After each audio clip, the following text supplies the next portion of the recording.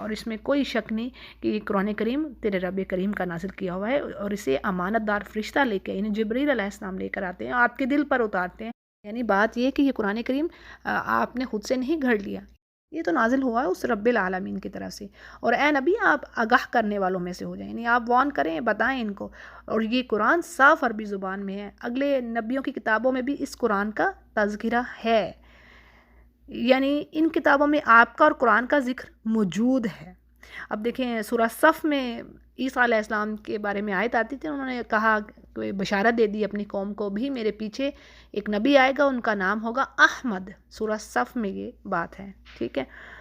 تو اسی طرح اللہ فرماتے ہیں کیا یہ نشانی کافی نہیں ہے کہ قرآن کو بنی اسرائیل کے علماء بھی جانتے ہیں، یعنی اس کو وہ پتہ ہے ان کو کہ یہ حق بات ہے۔ اور اگر ہم اس قرآن کو کسی اجمی شخص پر، یعنی جو عربی نہ ہوتا، اس پر نازل کرتے تو وہ ان کے سامنے تلاوت کرتا، تو یہ انہوں عربوں نے پھر کیا کہنا تھا؟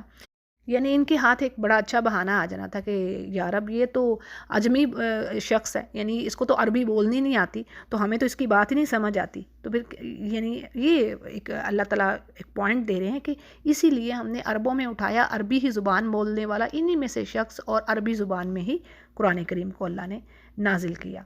اور آگے بات ہے کہ اسی طرح گنہگاروں کے دلوں میں اس انکار کو داخل کر دیا، یعنی کہ اللہ کو خوب معلوم ہے کہ کون اس پر ایمان نہیں لائے گا، لیکن اللہ نے کوئی حجت نہیں چھوڑی، کوئی ایکسکیوز چھوڑا نہیں ہے۔ پھر آگے بات ہے، جب تک یہ دردناک عذاب کو دیکھ نہ لیں گے ایمان نہیں لائیں گے، یعنی جب تک عذاب کا مشاہدہ نہ کر لیں، یعنی اس کو دیکھ نہ لیں، تو پھر اس وقت کی توبہ تو قبول ہی نہیں ہے۔ اور آگے بات آ رہی کہ یہ پھر اس وقت یہ کہیں گے کہ ہمیں کچھ مہلت دی جائے، اور اب کیا حالت ہے کہ اب عذاب کے لیے جلدی میں جا رہے ہیں۔ آگے اللہ فرماتے ہیں کہ اگر ان کو ہم مہلت دے بھی دیں تو انہیں عذاب اپنی گرفت میں لے لے گا، یعنی کیا دنیا کا مال و متاع ان کے کچھ کام آئے گا؟ یعنی کچھ بھی نہیں ان کے کام آئے گا جو ان کو عذاب سے بچا لے۔ یعنی جو کچھ اللہ نے دیا ان دنیا میں، ان سے تو انہوں نے فائدہ اٹھایا، لیکن عذاب سے نہ بچ سکے۔ آگے بات آ رہی ہے جی، کتنی ہی بستیاں اللہ فرماتے ہیں کہ ہم نے ہلاک کر دیں، اور ہم ظلم کرنے والے نہیں تھے، یعنی اللہ نے ہر بستی میں پیغمبروں کو بھیجا۔ اور آگے قرآن کریم کے بارے میں بات آ رہی ہے کہ اس قرآن کو شیطان نہیں لائے، وہ تو اس قابل نہیں ہے، نہ انہیں اس کی طاقت ہے، بلکہ وہ تو سننے سے بھی محروم کر دیے گئے ہیں۔ یعنی یہ کہ آسمانوں اور ستاروں کو چوکیدار بنا دیا گیا ہے، اور جو بھی شیطان اوپر جا کر یعنی کوئی بھی کام فرشتوں کا سننے کی کوشش کرتا ہے تو اس پر پھر شہاب ثاقب پھینکا جاتا ہے۔ تو یہ بات ہے، یہ قرآن کو شیاطین سے بچانے کا ایک خصوصی خاص انتظام کیا گیا تھا، یعنی یہ قرآن کریم کو کوئی معمولی بات نہیں ہے، تو اس کو شیطان تو لا ہی نہیں سکتے۔ پھر آگے کہا گیا کہ تو اللہ کے ساتھ کسی اور کو معبود نہ بنا، نہیں تو تو سزا کے قابل ہو جائے گا۔ اور اپنے قریبی رشتہ داروں کو ڈرائیے، یعنی نبی کریم صلی اللہ علیہ وسلم سے کہا گیا، اور ایڈریس ہم سب کے لیے ہے، ٹھیک ہے۔ اور اس کے ساتھ یعنی ان کے ساتھ اچھا سلوک کیجیے، عاجزی سے پیش آئیے، اور جو بھی آپ کو فالو کرنے والا ہو، ایمان لانے والا ہو، اور اگر یہ لوگ آپ کی نافرمانی کرتے ہیں تو آپ ان سے کہہ دیجئے کہ میں بری ہوں آپ تمہارے ان کاموں سے جو تم کر رہے ہو، اگر تم مجھ پر ایمان نہیں لاتے، اور اپنا آپ پورا بھروسہ اللہ غالب پر رکھیے، اور جو آپ کو دیکھتا رہتا ہے جب آپ کھڑے ہوتے ہیں، یعنی جب آپ عبادت کے لیے کھڑے ہوتے ہیں اور سجدہ کرنے والوں کے درمیان آپ کا گھومنا پھرنا بھی اللہ رب العزت دیکھتا ہے، یعنی کہ جب تنہا ہوتے ہیں تب بھی آپ کو اللہ دیکھتا ہے، اور جب آپ لوگوں میں ہوتے ہیں تب بھی اللہ آپ کو دیکھ رہا ہے، اور یہ سب کے لیے میسج ہے، اور وہ بڑا ہی سننے والا اور خوب جاننے والا ہے۔ اگلی آیت میں بات ہے بڑی زبردست کہ کیا میں تمہیں بتاؤں کہ شیطان کن پر اترتے ہیں، یعنی کن لوگوں پر شیطان اترتے ہیں؟ ہر ایک جھوٹے آدمی پر شیطان اترتے ہیں، اور وہ جو سنی سنائی بات کو آگے پہنچا دیتے ہیں، اور ان میں سے اکثر جھوٹے ہوتے ہیں۔ اب یہاں پر شاعروں کی بات آ رہی ہے، یعنی جو ٹاپک تھا نا سورہ کا، سورۃ الشعراء، شاعر کی جمع ہے شعراء، ٹھیک ہے جی۔ تو اب یہاں پر کیا کہا جا رہا ہے کہ اللہ فرماتے ہیں کہ جو شاعروں کو فالو کرتے ہیں، یعنی یہ کہا کیا جا رہا ہے، مقصد یہ کہ یہ قرآن کریم کوئی شعر و شاعری نہیں ہے، یہ قرآن کریم میں اور جگہ پر بھی بات آئی کہ اللہ فرمایا یہ شاعری نہیں میں نے بھیجی، یہ اللہ کا کلام ہے، بلکہ شاعروں کے بارے میں کہا جا رہا ہے یہاں پر کہ شاعروں کو جو فالو کرتے ہیں وہ تو بہکے ہوئے ہوتے ہیں، وہ لوگ ان کو جو خود گمراہ ہوتے ہیں وہی ان کے پیچھے جاتے ہیں۔ اور خود شاعروں کے بارے میں بات آ رہی ہے کہ آپ نے دیکھا نہیں کہ شاعر ایک یعنی بیابان میں سر ٹکراتے پھرتے ہیں، اور جو وہ کہتے ہیں وہ کرتے ہی نہیں، یعنی جو انہوں نے لکھا ہوتا ہے وہ خود تو وہ کرتے ہیں نہیں، بس شاعری میں وہ پوئٹری بنا کے لکھ دیتے ہیں، یہ ان کے کام ہے۔ تو قرآن کریم تو ایسی چیز نہیں ہے. نبی کریم صلی اللہ علیہ وسلم تو چلتا پھرتا قرآن. کیا مقصد ہے اس بات کا کہ بھئی جو قرآن میں لکھا ہوا ہے آپ نے کر کے دکھایا ہے. چلتا پھرتا قرآن. بات سمجھے. تو اسی لیے حدیث میں الفاظ ہیں شاعروں کے بارے میں کہ آپ صلی اللہ علیہ وسلم نے فرمایا پیٹ کو لہو پیپ سے بھر لینا. ٹھیک ہے. پیٹ کو لہو پیپ سے بھر لینا جو اسے خراب کر دے شعر بھر لینے سے بہتر ہے. دیکھیں ذرا کتنی بڑی بات ہے. شعر بھر لینے سے بہتر ہے، یعنی کہ یہ شعر و شاعری کو فالو مت کریں. صحیح مسلم اس کو روایت کریں، اوتھینٹک حدیث ہے یہ. ٹھیک ہے. تو بات وہی کہ ہمارا پیغمبر نہ کاہن ہے نہ شاعر ہے، بلکہ یہ دونوں جھوٹے لوگ ہوتے ہیں. اللہ نے فرما دیا. ٹھیک ہے. یہ تفسیر میں بھی بات آ رہی ہے کہ یہ دونوں جھوٹے ہیں. اب یہاں پہ بھی یہی بات آ گئی نا کہ اللہ نے فرمایا جو وہ کہتے ہیں وہ تو کرتے ہیں نہیں خود وہ، پھر مگر ایمان والے. اب پہلے تو اللہ نے ان کا ڈس آنر کر دیا جو صحیح بات نہیں. اب کچھ ایمان والے ایسے ہیں جنہوں نے عمل صالح کیے اور کثرت سے اللہ کا ذکر کرنے والے ہیں اور جن پر ظلم ہوا ہے اور انہوں نے اپنے ظلم کا انتقام لیا ہے. اب دیکھیں یہاں پر تفسیر میں بات آ رہی ہے، یعنی ایسے مومن شاعر ان کافر شعراء کا جواب دیتے ہیں، یعنی جو مسلمانوں کے یعنی مسلمانوں کی برائی میں کوئی شعر لکھتے ہیں نا، اب وہ مسلمان شاعر ان کا جواب دیتا ہے، ان کا رد کرتا ہے، تو وہ بات جائز ہے. ٹھیک ہے. اسی طرح روایت میں بات آ رہی کہ حضرت حسان بن ثابت رضی اللہ عنہ کافروں کی یہ شاعری یعنی بری شاعری جو ہوتی تھی ان کو جواب دیتے تھے، اور خود نبی کریم صلی اللہ علیہ وسلم ان کو فرماتے کہ ان کافروں کی ہج یعنی ان کی بھی برائیاں بیان کرو، جبریل بھی تمہارے ساتھ ہیں. صحیح بخاری اس کو روایت کرتے ہیں. یعنی اس سے کیا پتہ چل رہا ہے کہ ایسی شاعری جائز ہے جس میں جھوٹ نہ ہو اور جس کے ذریعے سے مشرکین اور کافروں کے یعنی کافر جو باطل قوتیں ہیں ان کو جواب دیا جائے، یعنی دین کی خاطر. ٹھیک ہے. مسلمانوں کے لیے دین کی خاطر تو ایسی شاعری جائز ہے اونلی ان دیٹ وے. تو اللہ تعالیٰ فرماتے ہیں کہ جنہوں نے ظلم کیا ہے وہ بھی جان لیں گے کہ وہ کس کروٹ یعنی الٹتے ہیں، یعنی کس طرح اللہ ان کو جہنم میں ڈالے گا، کس طرح اللہ ان کو عذاب دے گا. تو جی الحمدللہ ہماری سورہ شعراء مکمل ہوئی. ہم سورہ نمل کا شروع کرتے ہیں. اس سورہ میں آپ کو سلیمان علیہ السلام کی جو لائف سٹوری ہے اس کی ڈیٹیل ملتی ہے. پھر اسی طرح لوط علیہ السلام کے بارے میں آگے ذکر آتا ہے، اور پھر کچھ آخر کی جو آیات ہیں وہ بڑی اہم ہیں جن میں اللہ سبحانہ تعالیٰ اپنی سوورنٹی کے بارے میں ذکر کرتا ہے اور کچھ اور باتوں کا ہمیں ذکر ملتا ہے. تو جی شروع کرتے ہیں. بسم اللہ الرحمن الرحیم. پہلے الفاظ جو ہیں توسین حروف مقطعات، اور اللہ فرماتے ہیں یہ قرآن کی آیات ہیں جو کہ روشن کتاب ہے اور ہدایت ہے اور خوشخبری ہے مومنین کے لیے. اور مومنین وہ لوگ ہیں جو نمازیں ادا کرنے والے ہیں، زکوٰۃ دینے والے ہیں اور آخرت پہ یقین رکھنے والے ہیں. یہ وہی خوبیاں نہ ہوگی جو سورۃ البقرہ میں پڑھی تھی صحیح ایمان والوں کی. ٹھیک ہے. اسی طریقے سے وہی چیز آ گئی. دیکھیں چند چیزیں تو بیسک ہیں، بیسک جو بار بار اللہ فرما رہے ہیں وہ نہیں چھوٹتی، کہ نماز ادا کرنا، اللہ کی راہ میں خرچ کرنا اور آخرت پر یقین رکھنا. پھر مزید ڈیٹیل آتی ہے آگے، لیکن یہ آپ سمجھ لیں بنیادی باتیں ہیں. اور نماز کے ساتھ زکوٰۃ سے مراد ضروری نہیں کہ وہی زکوٰۃ ہو جو واجب ہے، بلکہ اٹ مینس کہ خرچ کرنا اللہ کی راہ میں. جہاں پہ زکوٰۃ کا ورڈ نہیں آیا تو وہاں پہ اور طریقے سے خرچ کرنے کی بات آ گئی. تو پرے اینڈ ڈونیشن کہہ لیں، چیریٹی کہہ لیں، وہ جڑی ہوئی ہے آپس میں. اچھا جی آگے کہا جا رہا ہے کہ وہ لوگ جو ایمان نہیں رکھتے آخرت پہ، ان کے لیے ان کی دنیا کے اعمال ہی خوبصورت بنا کے سجا کے رکھ دیے ہیں شیطان نے، اور وہ اندھے ہو رہے ہیں انہی میں. اور وہی لوگ ہیں جن کے لیے برا عذاب ہے اور آخرت میں وہ خسارہ پانے والوں میں سے ہوگے. نعوذ باللہ، اللہ کی پناہ مانگتے ہیں ہم اس سے. اور بے شک آپ پر قرآن القا کیا گیا ہے اس حکیم اور علیم، جو بہت حکمتوں والا ہے اور بہت جاننے والا ہے. اگلی آیات میں موسیٰ علیہ السلام کی زندگی کے واقعے کا ایک ذکر ہے، اور موسیٰ علیہ السلام کے بارے میں سورۃ القصص میں ڈیٹیل دے چکی ہوں 20ویں پارے میں. اب میں یہاں پر ڈیٹیل نہیں دوں گی، نہیں تو بہت زیادہ پھر وہ بات لینتھی ہو جاتی ہے. جی آیت ہے وَإِذْ قَالَ مُوسَىٰ لِأَهْلِهِ إِنِّي آنَسْتُ نَارًا، یعنی جب موسیٰ علیہ السلام نے اپنے گھر والوں سے کہا کہ میں نے آگ دیکھی ہے، میں وہاں سے جا کر یا تو کوئی خبر لاتا ہوں یا پھر کوئی آگ کا سلگتا ہوا جو انگارہ لے کر تمہارے پاس آتا ہوں تاکہ تم گرماہٹ حاصل کرو اس سے. اب جب وہاں پر وہ پہنچے تو آواز دی گئی کہ بابرکت ہے وہ جو یعنی اللہ سبحانہ تعالیٰ کی تعریف کہ جو اس آگ میں ہے، اور برکت دیا گیا ہے جو اس کے آس پاس ہے.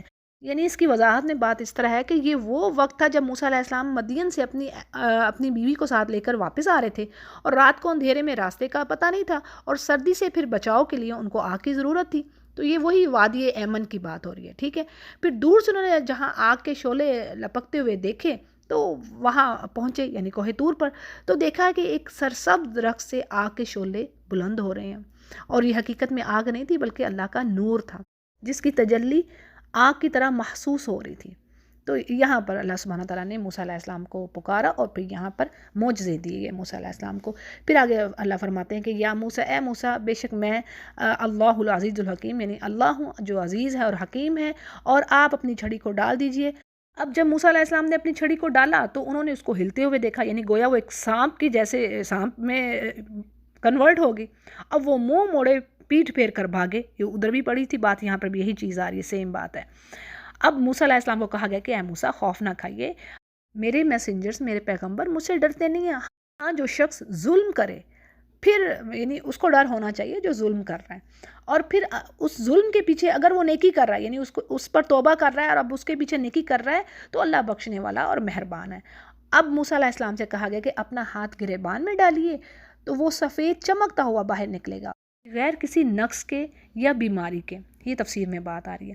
اب لاٹھی کے ساتھ یہ دوسرا معجزہ دیا گیا، ٹھیک ہے جی۔ پھر آگے کیا کہا گیا موسیٰ علیہ السلام سے کہ آپ یہ نشانیاں، یعنی یہ معجزات لے کر فرعون کے پاس جائیے اور اس کی قوم کی طرف، اور یقیناً وہ فاسق ہیں، یعنی نافرمان ہیں۔ بس جب موسیٰ علیہ السلام وہ نشانیاں لے کر اس کے پاس پہنچے تو آگے اس نے کیا کہا کہ یہ تو کھلا جادو ہے۔ یہ میں آپ کو وہی ڈیٹیل دے چکی ہوں سورۃ القصص میں۔ اور آگے اللہ فرماتے ہیں کہ انہوں نے انکار کر دیا لیکن ان کے دل یقین کر چکے تھے، یعنی ان کو علم ہو گیا تھا، خوب پتہ چل گیا تھا، لیکن مگر پھر بھی ظلم اور تکبر کی وجہ سے انکار کیا۔ تکبر یعنی وہ اپنے آپ کو، جیسے یہ بات سورۃ القصص میں پڑھی کہ وہ زمین پر بلا وجہ تکبر کر رہے تھے، اپنے آپ کو پتہ نہیں کیا بڑا سمجھ رہے تھے۔ تو اللہ فرماتے ہیں کہ دیکھ لے اب ایسے لوگوں، یعنی ایسے فتنہ پھیلانے والے لوگوں کا انجام کیا ہوا۔ اچھا جی، اب یہ ذکر کر کے موسیٰ اور فرعون کا، آگے ہمیں داود اور سلیمان علیہ السلام کا ذکر ملتا ہے۔ زیادہ بات سلیمان علیہ السلام کی چلے گی۔ تو اللہ فرماتے ہیں کہ بے شک ہم نے داود کو اور سلیمان علیہ السلام کو علم عطا فرمایا، یعنی اللہ تعالیٰ نے ان کو حکمت، نبوت عطا کی، علم دیا، اور ان دونوں نے کہا الحمدللہ، یعنی دونوں نے اللہ کا شکر ادا کیا کہ جو اللہ نے ہمیں فضیلت دی ہے کثیر مومنین پر، یعنی کتنے ہی اس کے بندے تھے مومن، لیکن اللہ نے ان دونوں کو فضیلت دی، فرق کیا بہت سارے مومنین پر۔ اور آگے کہا جا رہا ہے کہ ہم نے بے شک سلیمان علیہ السلام کو وارث بنا دیا داود کا، یعنی سلیمان علیہ السلام بیٹے تھے داود کے۔ اب سلیمان علیہ السلام کیا کہنے لگے کہ اللہ نے ہمیں پرندوں کی بولی سکھائی ہے اور ہمیں وہ سب کچھ دیا ہے، یعنی جن کی ان کو ضرورت تھی، جیسے علم، نبوت، حکمت، مال، اور پھر ان کی جو فوج میں کہہ لیں، آرمی میں جن و انس اور پرندے، حیوانات، سب ان کے انڈر تھے، سبحان اللہ۔ تو تبھی وہ کہہ رہے ہیں کہ ہمیں اللہ نے سب کچھ دیا جو ہمیں چاہیے تھا، اور بے شک یہ بالکل کھلا فضل ہے اللہ کا۔ اور سلیمان کے سامنے ان کے تمام لشکر، یعنی ان کی جو فوج تھی، جنات، انسان اور پرندے، یعنی یہ ان کی آرمی تھی۔ سلیمان علیہ السلام کی جو فضیلت ہے، جو پریفرنس ہے، جو ان کی کنگڈم اور یعنی ان کی بادشاہت اور ان کی خصوصیت پوری ہیومن ہسٹری میں نہیں ملتی۔ اور پھر انہوں نے دعا بھی تو کی تھی، سورہ صاد میں پڑھا ہے نا ہم نے، سورہ صاد میں بھی ذکر ہے ان دونوں باپ بیٹا کا، تو اس میں بھی انہوں نے یہ کہا تھا کہ یا رب تو مجھے ایسی بادشاہت دے جو میرے بعد کسی کو نہ ملے، یعنی مجھے ایسی بادشاہت دے دے۔ اور یہ بھی اسی لیے انہوں نے کہا کہ یہ بھی دین کے، وہ نبی تھے، اس چیز سے وہ دین کو ہی فائدہ پہنچنا تھا، ان شارٹ، ٹھیک ہے جی۔ اب ان کی آرمی میں صرف انسان نہیں تھے بلکہ جن، اینیملز، برڈز، یعنی یہ سب تھے۔ پھر جی آگے بات ہے کہ جب وہ اپنے لشکر کو لے کر نکلے تو ہر قسم کی، جب ان کو انہوں نے یعنی گروہ میں تقسیم کر دیا تو وہ چونٹیوں کے میدان میں پہنچے، تو ایک چونٹی نے کہا کہ اے چونٹیوں اپنے گھروں میں گھس جاؤ، ایسا نہ ہو تمہیں سلیمان علیہ السلام کی فوج مسل دے اپنے پاؤں کے نیچے، اور ان کو یعنی ان کو پتہ بھی نہ چلے اس بات کا۔ کیا بات واضح ہو رہی ہے اس آیت سے؟ ایک تو یہ کہ حیوان، یعنی جو اینیملز اللہ نے بنائے ہیں، جو انسیکٹس بنائے ہیں، ان کو بھی اللہ نے خاص قسم کا شعور دیا ہے، وہ یعنی تسبیح کرتی ہے، ہر چیز اللہ نے کہا ہے نا، ہر چیز اللہ کی تسبیح، کر رہی ہے لیکن ہمیں شعور نہیں ہے۔ پھر دوسری بات کیا پتہ چلتی ہے کہ دیکھیں اتنی عظمت، اتنی یعنی فضیلت، اتنے بڑے بادشاہ ہونے کے باوجود سلیمان علیہ السلام عالم الغیب بنی تھی، ان سین کو دیکھنے والے نہیں تھے، اس لیے چونٹیوں کو خطرہ ہوا کہ کہیں بے خبری میں ہمیں وہ روند ہی نہ دے۔ اب اس بات پر سلیمان علیہ السلام مسکرا کر ہنس دیے اور دعا کرنے لگے کہ اے رب مجھے توفیق دے کہ میں تیری ان نعمتوں کا شکر کروں جو تو نے مجھ پر کی ہیں اور میرے ماں باپ پر، اور اب تو مجھے ایسے نیک اعمال کرنے کی توفیق دے، یعنی میں کرتا رہوں جس سے تو خوش رہے اور مجھے اپنی رحمت سے نیک بندوں میں شامل کر لے۔ یہ دعا بڑی خوبصورت ہے، اس کو لازمی اپنی دعاؤں میں رکھیے اور اس کو ربی اوزعنی سے شروع کیجئے۔ آیت نمبر 19 ہے سورہ نمل، ٹھیک ہے، اور اس کو یاد کیجئے، ربی اوزعنی ان اشکر نعمتک التی انعمت علی وعلی والدی وَأَنْ أَعْمَلَ صَالِحًا تَرْضَاهُ وَأَدْخِلْنِي بِرَحْمَتِكَ فِي عِبَادِكَ الصَّالِحِينَ۔ تو جی یہ تھی دعا، میں نے پڑھ کے بھی سنا دی تاکہ آپ کو پرننسیشن میں کوئی مسئلہ نہ ہو، تو انشاءاللہ اس کو یاد کیجئے۔ اسی طرح سورۃ الاحقاف میں بھی دعا ہے، اسی طرح کے الفاظ ہیں ملتے جلتے، وہ بھی بڑی خوبصورت دعا ہے۔ اگلی آیت میں ذکر ہے کہ سلیمان علیہ السلام اپنے پرندوں کی دیکھ بھال کر رہے ہوتے ہیں اور کہتے ہیں کہ یہ کیا بات ہے کہ میں ہدہد کو نہیں دیکھتا، اور کیا وہ واقعی غیر حاضر ہے، یعنی وہ آج ہے نہیں ہے، مجھے نظر نہیں آ رہا۔ اور آگے جو آیت ہے اس میں یہ بات ہے کہ میں اسے سخت سزا دوں گا یا اسے ذبح کر دوں گا۔ وجہ یہ کہ بلا وجہ یعنی وداؤٹ اینی ریزن یا بتائے بغیر غیر حاضری کی وجہ سے اس کو میں یہ سزا دوں گا، اور یا پھر میرے سامنے وہ کوئی دلیل پیش کرے۔ اب کچھ زیادہ دیر نہ گزری تھی کہ اس پرندے نے آ کر کہا کہ میں ایک ایسی چیز کی خبر لائی ہوں جس کے بارے میں آپ کو پتہ ہی نہیں، خبر ہی نہیں ہے، یعنی میں شہر سبا سے ایک خبر لایا ہوں۔ سبا اصل میں ایک شخص کے نام پر ایک قوم کا نام تھا، اور پھر اسی قوم کے نام پر ایک شہر کا نام بھی ہوا، ٹھیک ہے، اور یہ شہر سنا یعنی یمن سے 3 دن کے فاصلے پر ہے، تو قوم سبا یہ اسی وجہ سے یہ مشہور ہے۔ اچھا جی، کیا وہ کہتا ہے کہ میں ایک خبر لے کے آئی ہوں آپ کے پاس، اور میں نے دیکھا ہے کہ ان کی بادشاہت ایک عورت کر رہی ہے اور جسے ہر قسم کی چیز سے کچھ نہ کچھ دیا گیا، اور اس کا تخت بھی بڑی عظمت والا، یعنی بڑا عالیشان تخت ہے اس عورت کا۔ اور مزید ہدہد کہتا ہے کہ میں نے کیا دیکھا ہے اس قوم کو کہ وہ سجدہ کر رہی ہے سورج کو اللہ کے سوا، اور شیطان نے ان کے وہ جو اعمال ہیں، یعنی ان برے اعمال کو بڑے سجا کے رکھ دیا ان کے سامنے، اور ان کو سیدھی راہ سے روک رہا ہے، اور وہ ہدایت پر نہیں ہے۔ اور کیا سجدہ تو صرف اللہ ہی کے لیے نہیں ہونا چاہیے، یعنی یہ ہدہد کہہ رہا ہے، ٹھیک ہے، یہ ہدہد کے الفاظ سارے آ رہے ہیں، یعنی اس کے لیے نہیں ہونا چاہیے، اس ذات کے لیے کہ جو چھپی ہوئی چیزوں کو آسمانوں اور زمین سے باہر نکالتا ہے، اور وہ خوب جانتا ہے جو تم چھپاتے ہو اور جو تم ظاہر کرتے ہو، تو قلینون، اور اللہ کے سوا کوئی معبود نہیں عبادت کے، اور وہ رب العرش العظیم ہے، یعنی رب ہے عرش عظیم کا۔ اب دیکھیں ذرا کہ اللہ کو ہدہد کی کون سی ادا پسند آ گئی کہ اللہ نے دنیا میں اس کے قتل سے روک دیا، سبحان اللہ، اور آخرت میں پھر اللہ تعالیٰ اس کے لیے کیا رکھے گا، یعنی دنیا میں اس کو مارنا منع ہے۔ اور وجہ کیا ہے کہ اس نے اللہ کی توحید کا پرچار کیا، اس نے شرک سے بیزاری ظاہر کی، اس نے کہا سجدہ تو اللہ ہی کے لیے ہے، یعنی شرک کا رد کیا اس نے۔ تو حدیث میں کہا گیا ہے کہ 4 جانوروں کو قتل مت کرو، نمبر 1 چونٹی، نمبر 2 شہد کی مکھی، نمبر 3 ہدہد، اور نمبر 4 سورد یعنی لٹور، یہاں پر تفسیر میں بات آ رہی ہے، اور اس حدیث کو ابن داود اور ابن ماجہ روایت کر رہے ہیں۔ اچھا جی، ہدہد کی اس بات پر سلیمان علیہ السلام کہتے ہیں کہ ہم دیکھتے ہیں کہ تم سچ کہہ رہے ہو یا جھوٹ بول رہے ہو، تو تم ایسا کرو کہ میرا یہ خط لے جا کر انہیں دو، پھر ان کے پاس سے ہٹ کر ذرا دیکھو کہ وہ کیا جواب دیتے ہیں۔ تو جب وہ خط ہدہد لے کر گیا تو اس پر سبا کی جو ملکہ تھی وہ اپنے سرداروں سے کہنے لگی کہ میرے پاس ایک بڑا آنریبل لیٹر آیا ہے، اور یہ لیٹر سلیمان علیہ السلام کی طرف سے ہے، اور اس لیٹر کی جو بگننگ ہے وہ یعنی شروع ہو رہی ہے اللہ کے نام سے جو بڑا بخشش کرنے والا اور مہربان ہے، اور کیا اس میں میسج ہے کہ تم میرے سامنے سرکشی نہ کرو اور مسلمان بن کر میرے پاس آ جاؤ، یعنی اللہ کے تابعدار بن کر میرے پاس آ جاؤ، ان فیکٹ کہ دین اسلام قبول کر لو۔ پھر وہ بولی اپنے سرداروں سے، یعنی کہ اس نے کہا کہ اب اس معاملے میں مجھے مشورہ دو کہ یعنی میں تو کوئی کام ایسا نہیں ہے جس میں تم سے مشورہ کیے بغیر ڈیسائیڈ کر دوں اس کام کو۔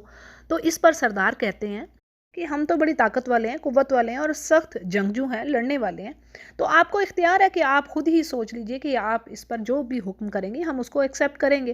تو اس پر وہ ملکہ جس کا نام بلقیس بتایا جاتا ہے، وہ کہتی ہے کہ بادشاہ جب کسی بستی میں گھستے ہیں تو اسے اجاڑ کر رکھ دیتی اور وہاں کے عزت والے لوگوں کو ذلیل کر کے رکھ دیتے ہیں، یعنی قتل و غارت کرتے ہیں کچھ اور قیدی بنا لیتے ہیں۔ تو یہ لوگ بھی ایسا ہی کریں گے۔ تو ایسا ہے کہ میں انہیں کوئی گفٹ دے کر بھیجتی ہوں اور دیکھتے ہیں کہ قاصد کیا جواب لے کر لوٹتا ہے۔ بس جب وہ اس کا جو ایمبیسیڈر تھا، جو قاصد تھا، وہ سلیمان علیہ السلام کے پاس پہنچا تو آپ نے فرمایا کیا تم مجھے مال دے کے مدد دینا چاہتے ہو؟ یعنی تم دیکھتے نہیں کہ میرے پاس تو مال و دولت کے پہلے ہی انبار لگے ہوئے ہیں اور اس میں یہ چیز کوئی اضافہ نہ کر سکے گی۔ اصل میں ملکہ کا جو پرپس تھا، آبجیکٹو تھا، وہ یہ تھا کہ وہ چیک کرنا چاہتی تھی کہ آیا سلیمان علیہ السلام کوئی دنیا دار بادشاہ ہے یا پھر کوئی نبی۔ یعنی اگر تو وہ نبی ہوئے تو ان کا مقصد تو اللہ کے دین کو غالب کرنا ہے، وہ تو پھر یہ ہدیہ قبول نہیں کرے گا۔ تو مقصد اس کا گفٹ بھیجنے کا یہ تھا کہ وہ چیک کرنا چاہتی تھی سلیمان علیہ السلام کو۔ تو اب جب سلیمان علیہ السلام نے یہ کہا کہ یہ جو تحفہ ہے نا تم واپس لے جاؤ، اپنے تحفے سے تم خود ہی خوش رہو، تو جاؤ ان کی طرف واپس جاؤ، اب ہم ان کے مقابلے میں لشکر لائیں گے، یعنی اگر تم لوگ سیدھے طریقے سے نہیں آ رہے تو ٹھیک ہے، اب پھر فوج آئے گی اور تم ان کے ساتھ لڑنے کی طاقت نہیں رکھو گے اور پھر تمہیں وہاں سے ذلیل کر کے نکالا جائے گا۔ اب بات یہ کہ ذلیل کر کے نکالنے کا یعنی سلیمان علیہ السلام اللہ کے نبی تھے، ان کی تو شان کی یہ بات لائق ہی نہیں تھی کہ وہ لوگوں کو ذلیل کرتے، لیکن مقصد یہ تھا، یعنی جنگوں کی تال کا نتیجہ یہی ہوتا ہے کہ جنگ میں یعنی ناحق بھی لوگ مارے جاتے ہیں، اور حق بات تو یہ ہے کہ ہر نبی نے اللہ کی خاطر جو اگر تلوار بھی اٹھائی ہے تو اس دین کے لیے، اور دین کو بھی اس جنگ کو بھی یعنی انہوں نے عبادہ بنا کر رکھ دیا، یعنی جو اصول ہمیں نبی کریم صلی اللہ علیہ وسلم نے سکھائے جنگ کے، تو اب دیکھیں وہ بھی عبادہ ہے۔ تو آف کورس پچھلے انبیاء بھی ویسا ہی خوبصورت کام کر رہے ہوں گے، ایسا تو نہیں ہو سکتا نا کہ جو کمزور ہوں لوگ یا جو تلوار نہ اٹھانے والے ہوں تو ان کو قتل کر دیا جائے۔ ٹھیک ہے جی، تو یہ تھوڑی سی وضاحت تھی۔ اب آگے سلیمان علیہ السلام اپنے جو مشیر تھے، جو سردار تھے، ان سے کہتے ہیں کہ تم میں سے کوئی ایسا ہے جو قوم سبا کے مسلمان ہونے سے پہلے ہی ملکہ بلقیس کا تخت مجھے لا دے۔ تو ایک قوی ہیکل جن کہنے لگا کہ آپ اس مجلس یعنی آپ اپنی سیٹنگ سے اٹھیں گے بھی نہیں تو اس سے پہلے میں آپ کے پاس وہ لائے دیتا ہوں، اور یقین مانیے کہ میں اس پر قادر ہوں اور میں امانت دار بھی ہوں۔ اس بات سے ہمیں اندازہ ہوتا ہے کہ یقیناً جنوں کو اللہ نے انسانوں کے مقابلے میں کچھ غیر معمولی قوتیں دی ہیں۔ جن نے تو یہ بات کہی، لیکن اس پر ایک اور شخص نے بات کہی، یعنی جو انسان تھا جس کے پاس کتاب کا علم تھا، بات کو سمجھے گا، یعنی جس کے پاس اللہ کے دین کا کتاب کا علم تھا، وہ بول اٹھا کہ میں اس تخت کو آپ کے پلک جھپکانے سے پہلے لے کے آ سکتا ہوں۔ یعنی سبحان اللہ، اس جن سے زیادہ وہ قدرت رکھتا تھا۔ اور اس کے بارے میں آتا ہے تفسیر میں کہ یہ شخص کون تھا، یہ کتاب کون سی تھی اور یہ علم کیا تھا جس کے زور پر اس نے یہ دعویٰ کیا۔ اس میں مفسرین کی جو مختلف اوپینینز ہیں، تو بات یہ ہے کہ قرآن کریم کے الفاظ سے جو پتہ چل رہی ہے بات وہ یہ کہ وہ کوئی انسان ہی تھا اور اس کے پاس کتاب الہی کا علم تھا، یعنی اللہ نے اس کا جو کرامت، جو اس کا معجزہ، یعنی اس کو جو قدرت دے دی کہ وہ پلک جھپکتے ہی تخت لے آیا۔ ٹھیک ہے جی، آگے پھر بات ہے جب آپ نے یعنی سلیمان علیہ السلام نے اپنے پاس اس تخت کو موجود پایا تو فرمانے لگے یہ میرے رب کا فضل ہے، تاکہ وہ مجھے آزمائے کہ میں شکر گزاری کرتا ہوں یا پھر ناشکری، اور شکر گزار جو ہیں وہ اپنے نفع کے لیے کام کرتے ہیں، اور جو ناشکری کر رہا ہے تو اللہ تعالیٰ غنی ہے، یعنی اللہ کو پرواہ نہیں ہے ایسے لوگوں سے کہ اللہ غنی ہے، کریم ہے۔ اچھا، پھر وہ سلیمان علیہ السلام کہتے ہیں کہ اس تخت کو تھوڑا سا بدل دو، یعنی اس میں کچھ چینجز کر دو تاکہ ہم چیک کریں کہ آیا اس کو یہ بات سمجھ آتی ہے، یعنی وہ عقل رکھنے والوں میں ہے یا سمجھ نہ رکھنے والوں میں سے ہے۔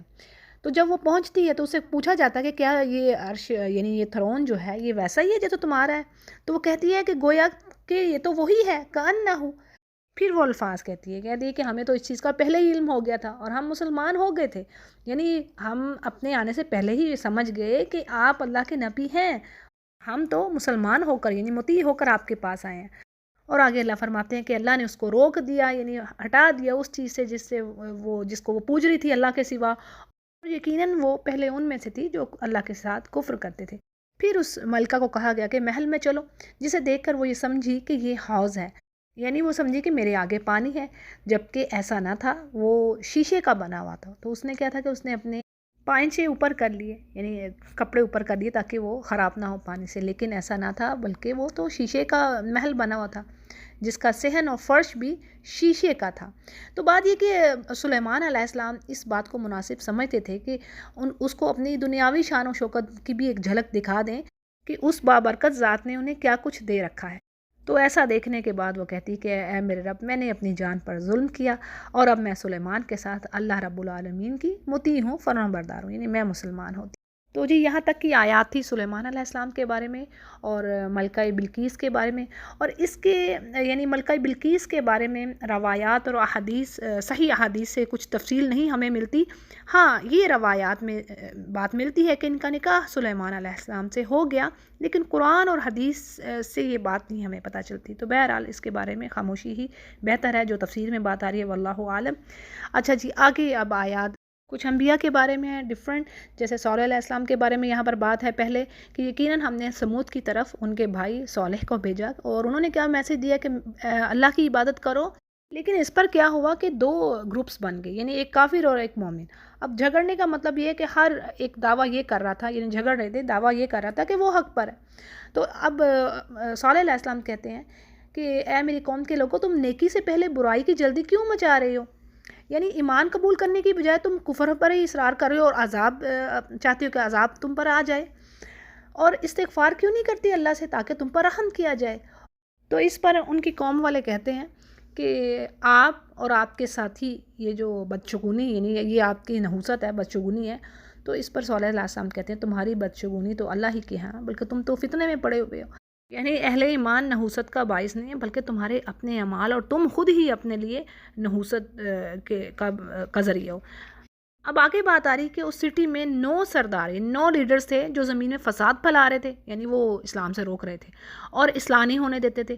تو اور آپس میں انہوں نے قسمیں کھائیں کہ ہم رات ہی کو صالح اور اس کے گھر والوں پر چھاپا ماریں گے، یعنی ان کو قتل کر دیں گے۔ یعنی یہ بات انہوں نے اونٹنی کے قتل کے بعد یہ پلان بنایا، جب صالح علیہ السلام نے کہا کہ آپ پر 3 دن میں عذاب آ جائے گا۔ اب انہوں نے کہا کہ ان کو یعنی اور ان کے اہل خانہ کو قتل کریں گے، اور پھر ہم صاف مکر جائیں گے کہ ہمیں تو پتہ ہی نہیں ہے ان کے اہل خانہ کو بھی کس نے قتل کیا، ہم تو بالکل سچے، ہم تو موجود ہی نہیں تھے۔ اب انہوں نے یہ ایک تدبیر پلان کیا، اور اللہ فرماتے ہیں اللہ نے بھی ایک پلان کیا، تو وہ سمجھے ہی نہ تھے۔ اب دیکھیے ان کا انجام کیا ہوا کہ اللہ نے ان کو اور ان کی قوم کو غارت کر دیا، یعنی ان کی سازش سے پہلے ہی اللہ نے ان سب کو ہی ہلاک کر دیا۔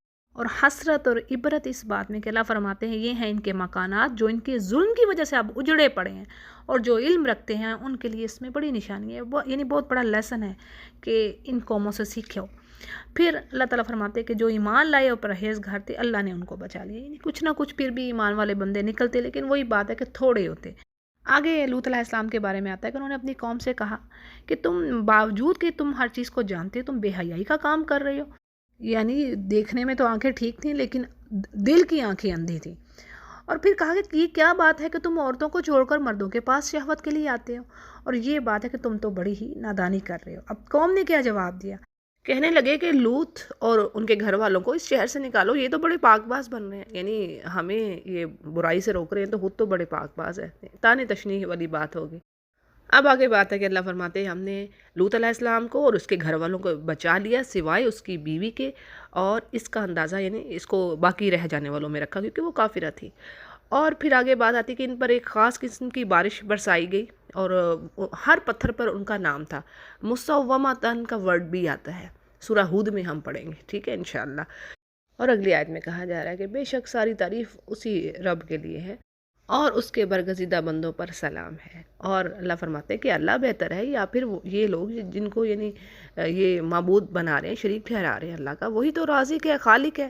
اور انہوں نے جیسے قرآن کریم میں کئی جگہوں پر بات آئی کہ یہ کیا کسی کائنات میں کسی بھی چیز میں حصہ ڈالنے والے تھے، کیا اللہ کے کسی کام میں بھی شریک ہوئے؟ اسی سے ریلیٹڈ آگے آیات ہیں کہ اللہ فرماتے ہیں کہ بتاؤ تو صحیح کہ آسمانوں اور زمین کو کس نے پیدا کیا؟ کس نے آسمان سے بارش کی، پھر اس سے ہرے بھرے بارونق جو باغات پیدا کر دیے، اور ان باغوں کے درختوں کو تم ہرگز نہیں اگا سکتے تھے؟ یعنی کیا اپنا اناج انسان خود بناتا ہے؟ یہ تو اللہ دے رہا ہے۔ تو کیا اللہ کے ساتھ کوئی اور معبود ہے؟ بلکہ بات تو یہ ہے کہ یہ سیدھی راہ سے ہٹ جاتے ہیں۔ پھر اللہ فرماتے ہیں کیا وہ جس نے زمین کو ٹھہرنے کی جگہ بنایا اور اس کے درمیان نہریں بنا دی، اس میں پہاڑ گاڑ دیے اور دو سمندروں کے درمیان اللہ نے بیریئر بنا دیا، روک بنا دی۔ پیچھے پڑھا تھا نا سورۃ الفرقان میں یہ مضمون۔ تو اللہ فرماتے ہیں کیا اللہ کے سوا کوئی اور ہے، کوئی اور پارٹنر ہے، کوئی اور رب ہے جو یہ کام کرے؟ بلکہ کیا ہے کہ اکثر لوگ جانتے ہی نہیں۔ اچھا، یہ بار بار جو ریپیٹیشن ہو رہی ہے، اس کا مطلب کیا ہے؟ کہ جیسے اللہ تعالیٰ فرماتے ہیں بار بار احساس دلانا کہ دیکھو اس مثال کو، دیکھو اس مثال کے، دیکھو کائنات میں یہ ہو رہا ہے، یہ ہو رہا ہے، یہ کام ہو رہے ہیں، تو ان کو کرنے والا کون ہے؟ کیا یہ تمہاری ہاتھ کی بنائی ہوئی مورتیاں یا یہ پتھر، یہ ایسا کام، یہ اللہ ہی کی مخلوق کیا یہ کام کر سکتی ہے؟ ہرگز نہیں۔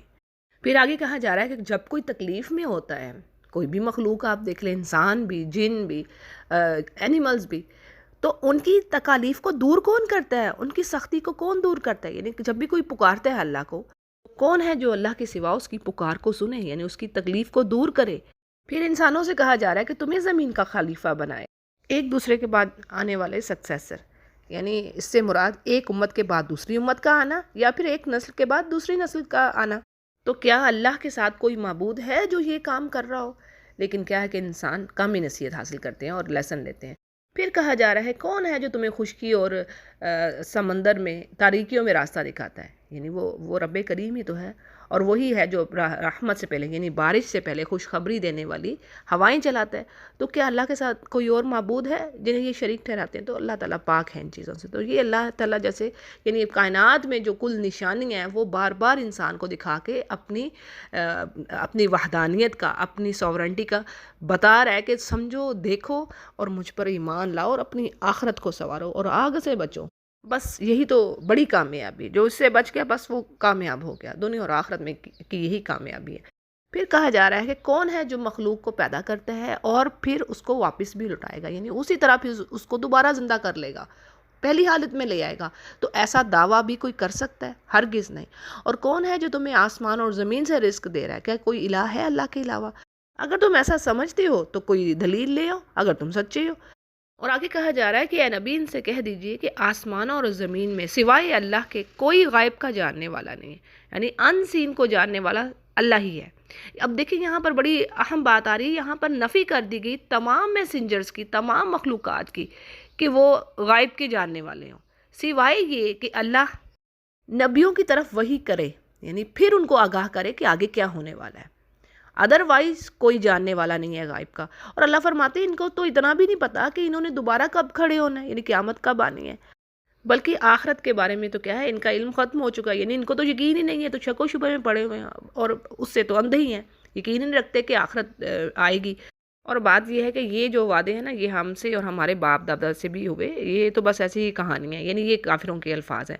آگے بات ہے کہ ان سے کہیے ذرا زمین میں چل پھر کر دیکھو اور انجام دیکھو ان لوگوں کا جو تم سے پہلے مجرم تھے۔ اور نبی سے کہا جا رہا ہے کہ آپ غم نہ کھائیے اور نہ ہی آپ کا سینہ تنگ ہو جو یہ مکر کر رہے ہیں، جو یہ پلاننگز کر رہے ہیں، اور پھر کہتے کیا ہے کہ کب قیامت کا دن آئے گا اگر تم سچے ہو۔ تو اب جواب دیا جا رہا ہے کہ ان سے کہہ دیجئے کہ جس کی تم جلدی مچا رہے ہو سکتا ہے وہ بہت ہی قریب آن لگی ہو۔ جیسے بہت ساری نشانیاں پوری ہو چکی جو قیامت کے یعنی سائنس ہیں، اور آپ صلی اللہ علیہ وسلم کا آنا ہی قیامت کی نشانی ہے، یہ اوتھینٹک حدیث ہے۔ پھر آگے فرما رہا ہے اللہ کہ بے شک آپ کا رب بڑا فضل والا ہے انسانوں پر، لیکن اکثریت ناشکری ہے، اور بے شک آپ کا رب جانتا ہے جو ان کے سینوں میں چھپا ہوا ہے اور جو یہ ظاہر کرتے ہیں، یعنی جو ہپوکریٹس بھی ہیں۔ اور پھر نہیں کوئی چیز آسمان اور زمین میں غائب ہوتی لیکن اللہ کی کتاب میں لکھی ہوئی ہے، یعنی لوح محفوظ میں محفوظ ہے۔ اللہ کو خوب معلوم ہے کیا چیز گھٹ رہی ہے، کیا چیز بڑھ رہی ہے اس زمین میں۔ اور اگلی آیت میں بنی اسرائیل کے بارے میں فرمایا جا رہا ہے کہ بے شک یہ قرآن آپ کو بتا رہا ہے، یعنی اہل کتاب کے بارے میں، کہ یہود و نصارہ نے بھی، ان کے بھی سیکٹس بنے، اور پھر ان کے بھی جو بلیفز تھے ڈیفرنٹ تھے ایک دوسرے سے، کس طرح انہوں نے بھی اختلافات کیا۔ اور بے شک یہ ہدایت ہے، یعنی قرآن کریم، اور رحمت ہے مومنین کے لیے، اور بے شک آپ کا رب فیصلہ کرے گا ان کے درمیان حق کے ساتھ، اور وہ غالب ہے اور علم والا ہے، اور بے شک آپ واضح دین پر ہیں، یعنی یہی دین حق، یہی صراط مستقیم ہے، یہی سیدھا راستہ ہے۔ پھر کہا جا رہا ہے کہ اے نبی بے شک آپ نہ مردوں کو سنا سکتے ہیں، نہ ہی اپنی پکار بہروں کو سنا سکتے ہیں، یعنی بہرے کون سے؟ کان تو اللہ نے دیے ہیں لیکن حق بات کو سننے سے قاصر ہے، پھر اس طرح مردہ وہ لوگ جس پر اللہ کا کلام اثر ہی نہیں کر رہا، اس کو سمجھ ہی نہیں آ رہی، تو وہ مردہ ہے اللہ کے نزدیک۔ اسی طرح آگے بات آ رہی ہے کہ آپ اندھوں کو بھی رہنمائی نہیں دے سکتے، ان کو بھی آپ راستہ نہیں دکھا سکتے، جو دل کے اندھے ہیں انہیں کچھ سمجھ نہیں آئے گا۔ آپ تو صرف انہیں سنا سکتے ہیں جو ہماری آیتوں پر ایمان لائیں اور فرما بردار ہو جائیں، یعنی جو رب سے ڈرنے والے ہیں۔ اور جب ان کافروں پر عذاب کا وعدہ پورا ہو جائے گا، ہم زمین سے ایک جانور نکالیں گے جو ان سے باتیں کرے گا۔ اس آیت میں ایک بہت بڑا سائن بتا دیا گیا قیامت کے آنے کا۔ حدیث کے الفاظ ہیں کہ آپ صلی اللہ علیہ وسلم نے فرمایا قیامت اس وقت تک قائم نہ ہوگی جب تک تم 10 نشانیاں نہ دیکھ لو، ان میں سے ایک جانور کا نکلنا ہے۔ پھر اسی طرح ایک اور حدیث کے مطابق صحیح مسلم اس کو روایت کرتے ہیں کہ جو سب سے پہلی نشانی ظاہر ہوگی قیامت کی وہ یہ کہ سورج، یعنی یہ بالکل قریب کی جا کے بات ہو رہی ہے، ٹھیک ہے، یعنی قیامت کے جو سائنس ہیں ان کی بھی ڈویژن ہے، کچھ بہت قریب جا کے ہوں گی، کچھ اس سے پہلے بھی ہوئی ہیں۔ جیسے ابھی ہم جس دور میں رہ رہے ہیں بہت ساری چیزیں اس دور میں اپیئر ہوئی ہیں، جو کچھ ہم سے پہلے بھی اپیئر ہو چکی ہیں، ٹھیک ہے، اب کچھ ہیں جو بالکل جا کے اس کے نیئر ہوں گی۔ تو اب یہاں پر کہا جا رہا ہے سب سے پہلی نشانی جو ظاہر ہوگی وہ یہ کہ سورج مشرق کی بجائے مغرب سے طلوع ہوگا، اور چاشت کے وقت جانور نکلے گا، اور ان دونوں میں سے جو بھی پہلے ظاہر ہوگی چیز دوسری اس کے فوراً بعد ہی ظاہر ہوگی، یعنی دو چیزیں ہی آپس میں جڑی ہیں، ٹھیک ہے، یہ حدیث میں الفاظ آ رہے ہیں کہ یہ دونوں جو بھی پہلے آئے گی دوسری اس کے بعد فوراً آ جائے گی۔ صحیح مسلم اس کو روایت کر رہے ہیں۔ اگلی آیت میں پھر قیامت کا نقشہ ہے، یعنی اللہ فرماتے ہیں کہ جس دن ہر امت میں سے ان لوگوں کے ان گروہوں کو لایا جائے گا جنہوں نے یعنی اللہ کی آیات کو جھٹلایا، ان کو اللہ گھیرے گا اور سب کو الگ الگ کر دے گا، یعنی گروپس ہو جائیں گے۔ یہ بات کئی بار پڑھی کہ زانیوں کا کوئی ٹولہ ہے، کوئی شرابیوں کا ٹولہ ہے، اسی طرح مومن اور کافر علیحدہ علیحدہ۔ پھر جب سب کے سب پہنچ جائیں گے تو اللہ فرمائے گا کہ تم نے میری آیتوں کو باوجود یہ کہ تمہیں پورا علم نہ تھا کیوں جھٹلایا، یعنی کہ تمہیں تو سمجھ ہی نہیں تھی، پھر تم اس کو کیوں جھٹلاتے تھے، اور یہ بتاؤ تم کیا کچھ کرتے رہے۔ پھر کیا حالت ہوگی کہ جو انہوں نے ظلم کی، یعنی جو گناہ کیے اپنی جانوں پر، جو ظلم کیے اس کی وجہ سے بول نہ سکیں گے۔ اور یہ بات ہم نے سورہ فصلت میں بھی پڑھی ہے، ٹھیک ہے، آپ کے سمجھنے کے لیے کہ آپ کوئی پوچھے کہ جی کہاں پر اللہ نے کہا کہ عذاب بولیں گے، باڈی پارٹس بولیں گے، تو سورہ فصلت کی آیت ہے کہ اللہ نے کہا منہوں پر مہرے لگا دوں گا، سیلڈ اپ ہو جائیں گے اور ان کے باڈی پارٹس بات کریں گے۔ پھر اسی طرح ہم نے سورہ یاسین میں بھی یہ بات پڑھی، ٹھیک ہے جی، یہی تقریباً بات یہیں پر آ رہی ہے۔ آگے پھر کائنات کی نشانی بتائی جا رہی ہے کہ ہم نے کیا وہ دیکھتے نہیں کہ ہم نے رات کو اس لیے بنایا کہ وہ اس میں آرام حاصل کریں، اور دن کو ہم نے ان کے معاش کا ذریعہ بنا دیا، یعنی ارننگ کا ذریعہ، اس میں اپنا رزق ڈھونڈیں۔ اور یقیناً اس میں ان لوگوں کے لیے نشانی ہے جو ایمان رکھتے ہیں۔ اور جس دن سور پھونکا جائے گا تو سب کے سب آسمان والے اور زمین والے گھبرا اٹھیں گے مگر جسے اللہ چاہے، یعنی کون ہوگا جو غم اور پریشانی سے بچا رہے گا۔ کچھ لوگ یہاں پر اللہ نے کہا نا مستثنا بھی کچھ ہوں گے جسے اللہ چاہے۔